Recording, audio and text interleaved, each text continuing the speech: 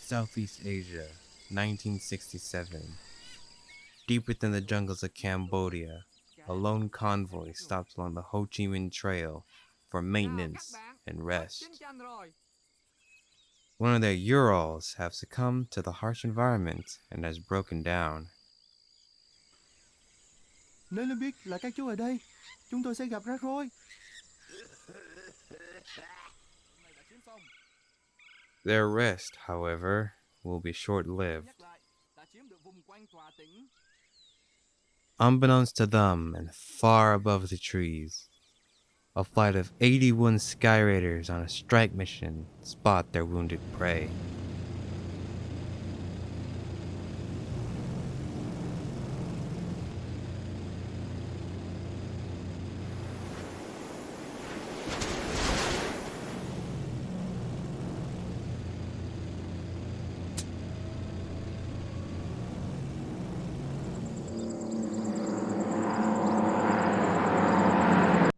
Armed with guns, bombs, and rockets, the Sky Raiders struck the convoy with lethal precision. I'm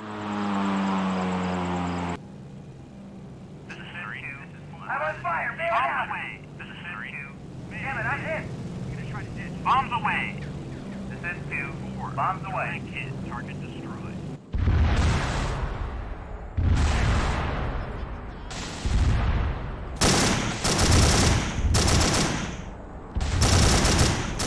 Unable to damage the specters of death flying high above them, most in the convoy began to panic. The trucks tried desperately to spread out from each other, while the Viet Cong soldiers disappear into the jungle. Despite the panic, a small group of men stay behind with the stalled truck and attempt to save its cargo. These men are the Cambodian soldiers of the Khmer Rouge, sent to protect the convoy by their leader, Pol Pot.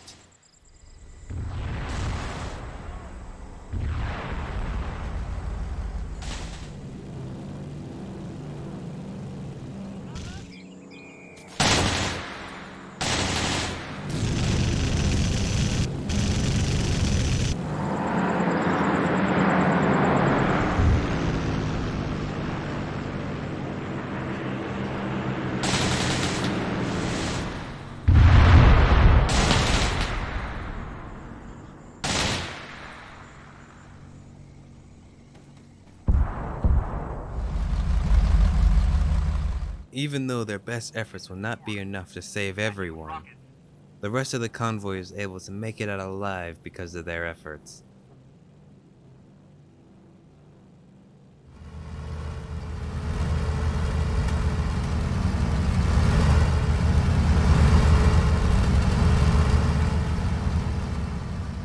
This, however, is not the end to their story.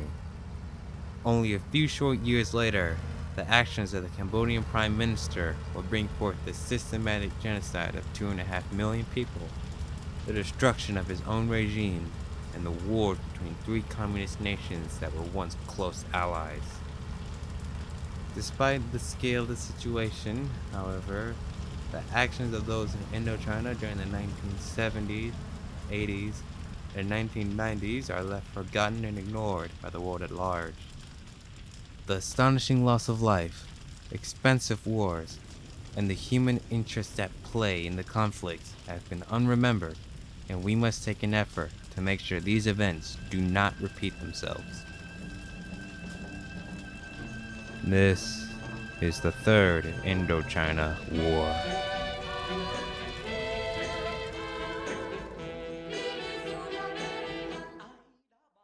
Communism in Cambodia originally started before the Second World War. Back in the 1930s, the Indochinese Communist Party was formed in Vietnam. While one of its objectives was to spread communism throughout Indochina, its true and major goal was to push French imperialists out of the region and bring independence to the people of Indochina.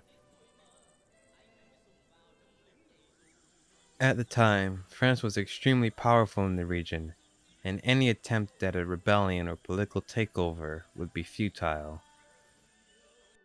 After the war, however, France was exponentially weakened. On the home front, they had lost their homeland to the Germans, and her colonies had been devastated by the campaigns of the Japanese.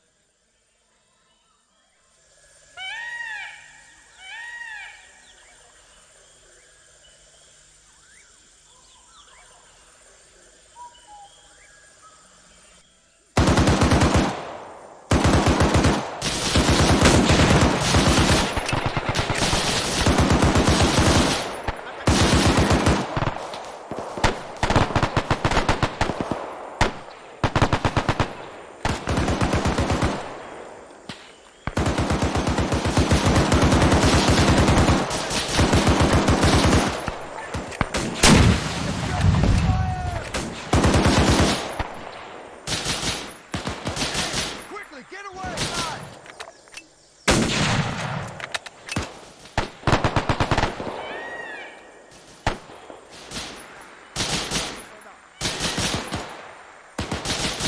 Stay close to me.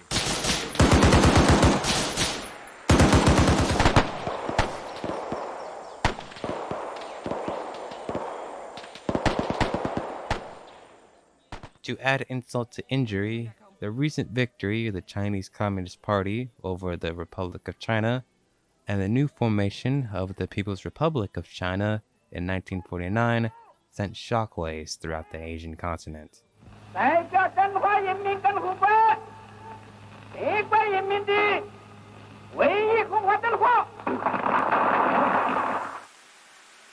The Indo-Chinese Communist Party previously dissolved itself in 1945. However, with the new popular support for communism and the still weak French presence, the once dissolved Cambodian wing of the ICP, known as the Kampuchean People's Revolutionary Party, reactivated itself as the People's Party in 1955. This vague name, however, was not to stay, as it turned into the Workers' Party of Kampuchean in the year 1960. In 1963, a group of Cambodian students turned communist in Paris, called the Khmer Student Union, returned to Cambodia and joined the already present WPK. The organization was originally started by two Cambodian students from the French Communist Party. These students were Ieng Seri and Pol Pot. Pol Pot was born on the outskirts of the city of Kampong Thom in the village of Prisuvac in the 1920s. Originally named Silo Sar, Pol Pot was educationally challenged as a child. However, this did not stop him from learning how to read and write Khmer and becoming well versed in Buddhism and the Catholic faiths. He also had a connection into the Kingdom of Cambodia, who helped fund his education. However, after the end of the Second World War, the kingdom was dissolved and was reformed into a republic, severing his contact and bringing an end to his education in Cambodia. He left the country with 21 other students to France in 1955, and when he returned in 1953, he landed straight into the First Indochina War. A French overseas minister arrives to investigate the rebellion in Vietnam, which has cost hundreds of French and native lives during weeks of bitter fighting. The Viet Minh were going head-to-head with the French military in Vietnam.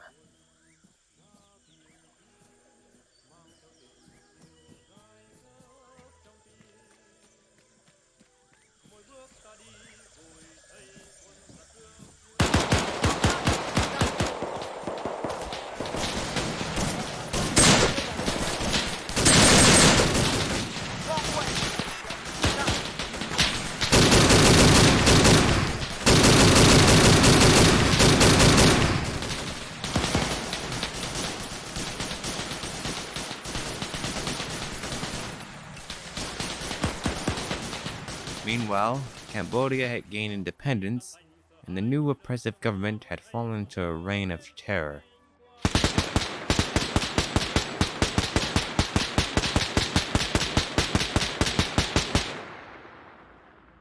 In the chaos of the unrest, Pol Pot joined the pre-established Workers' Party of Kampuchean and began rising through its ranks.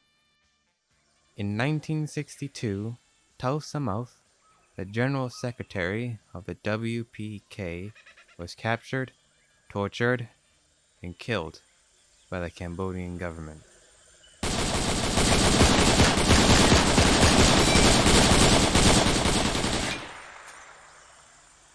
His sudden passing left the position open for Pol Pot to claim it the following year. After going through yet another renaming of the organization, the Communist Party of Kampuchean, known by most as the Khmer Rouge, started an insurgent war in Cambodia during 1968.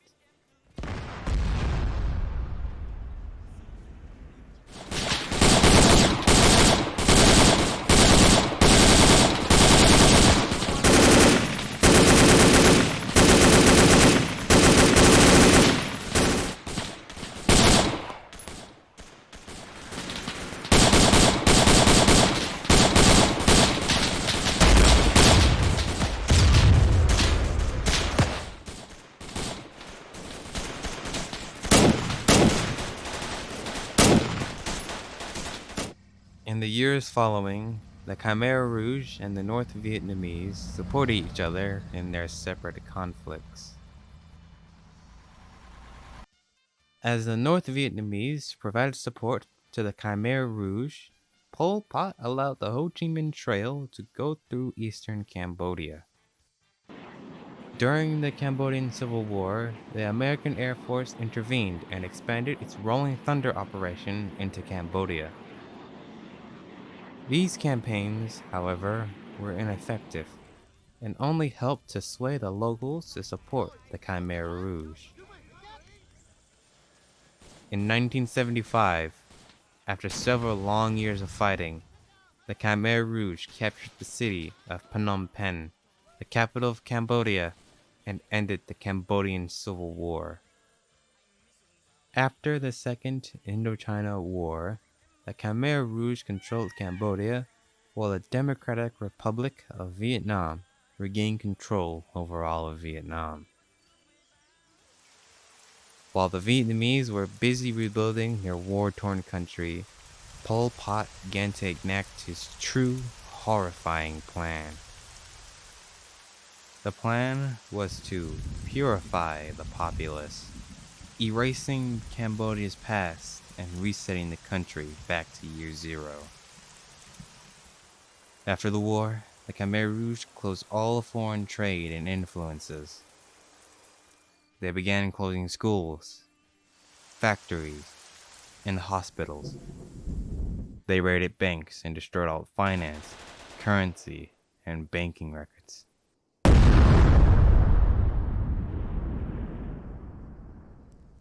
They evacuated the cities and forced the civilians into the rural countryside.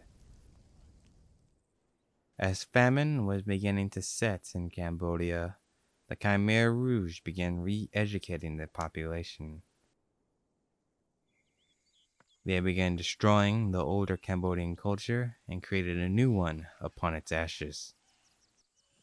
The Khmer Rouge also began arresting, torturing, and executing large portions of its population. Former and foreign government officials, educated individuals, ethnic Vietnamese and Chinese, Christians and other religious members, underperformers, and suspicious individuals were all targeted and eliminated by the regime. These actions resulted in the deaths of an estimated 2 to 3 million people, with up to 20,000 confirmed mass graves. This tragedy is formally known as the Cambodian Genocide,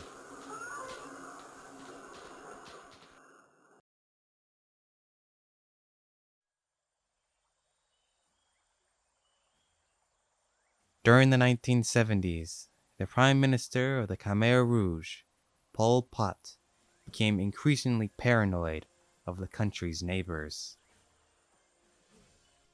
The relationship between Cambodia and Vietnam had begun its downward spiral. After the Khmer Rouge took the largest Vietnamese island of Phu Quoc, border clashes between the two nations started. At one point, supported by artillery, the infantry of the Khmer Rouge attempted to breach the Vietnamese border. At another point during the clashes, the Vietnamese Air Force sent bombing raids into Cambodia.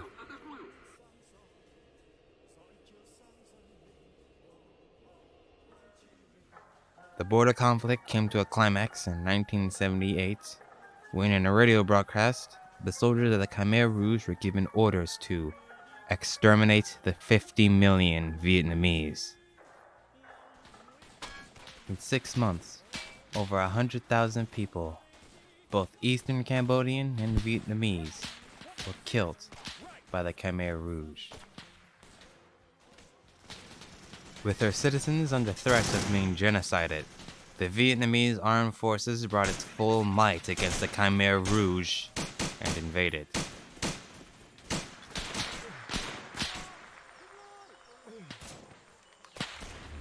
Vietnam invaded on December 25th of 1978, and 13 days later, on January 7th of 1979, the Khmer army is completely obliterated, and most of Cambodia is occupied by Vietnam. In just about 2 weeks, Vietnam had single-handedly stopped the Cambodian genocide and had brought peace to Indochina.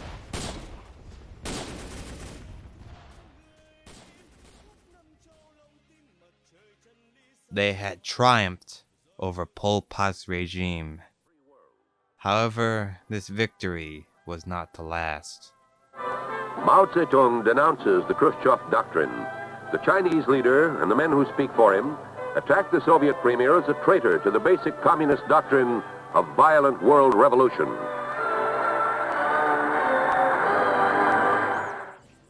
On February 17th, 1979, the Chinese People Liberation Army crossed the border into Vietnam with hundreds of thousands of soldiers, supported by 200 tanks and infantry fighting vehicles. This would be the PLA's first major military deployment since the Korean War.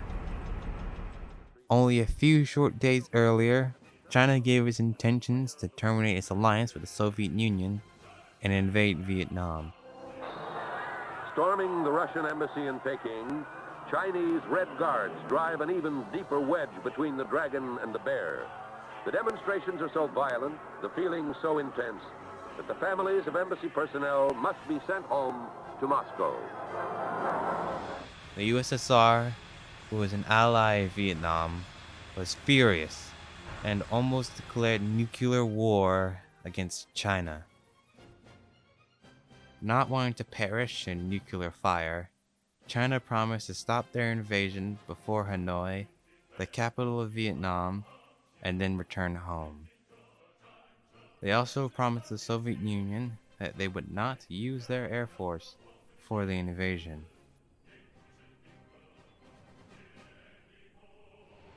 Reluctantly, Russia allowed China to invade Vietnam and did not retaliate. However, the Russians did attempt to support Vietnam through reconnaissance and airlifts. Meanwhile, the Vietnamese armed forces and Viet Cong quickly remobilized all of its forces in the defense of Hanoi. As the fighting raged, the Vietnamese tried to break down the Chinese forces with their tried and proven guerrilla warfare tactics. However, the Chinese forces continued to make ground and march towards their objective. On the 6th of March, 1979, after taking heavy casualties, the Chinese made it to the outskirts of Hanoi, declared the gates to the capital open, and then promptly made their trip back home. Despite that, isolated border skirmishes between China and Vietnam continued into the 1980s as remnants of the Khmer Rouge continued terrorist operations throughout Indochina. In 1989, Vietnam fully withdrew its forces from Cambodia as its occupation of the country was growing too costly.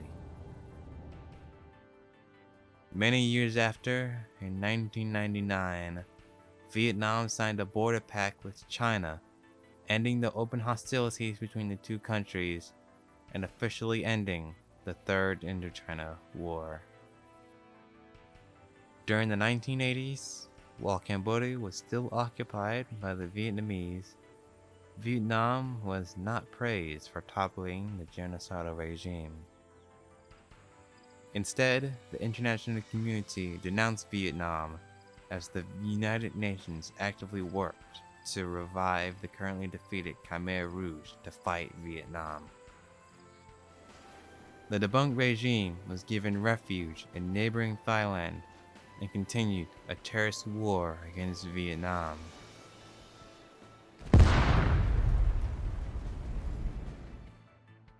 Years later, in 1991, after Vietnam pulled out of Cambodia, the Paris Peace Agreement was signed and the United Nations Transactional Authority in Cambodia was formed to supervise the new Cambodian government. Despite the new NATO-backed government, the Khmer Rouge continued its terrorist operations against the Cambodian leadership. Their terrorist actions continued until 1999, when the last of the Khmer Rouge's leaders surrendered and the organization faded from existence. Meanwhile, Pol Pot, the former Prime Minister of Cambodia, died on April 15, 1998. The Third Indochina War brought adverse effects to Asia. However, outside of those that participated in the conflict, the war has been unremembered by the world at large. There are few who speculate why the conflict had so little media coverage. One of the more obscure theories is that because NATO was supporting the genocide regime just to fight communism in the region, they swept the conflict under the rug so they wouldn't have any dark spots on their record. A more common and accepted theory is that the Third Indochina War was overshadowed by the previous Vietnam War and was underreported due to being dwarfed by the energy and oil crisis of the 1970s. By the time geopolitics calmed down, the wars were mostly over. Because of that, the Cambodian genocide and the Third Indochina War have only been a footnote in the history books. Let us hope that this piece of history is not forgotten in the years to come.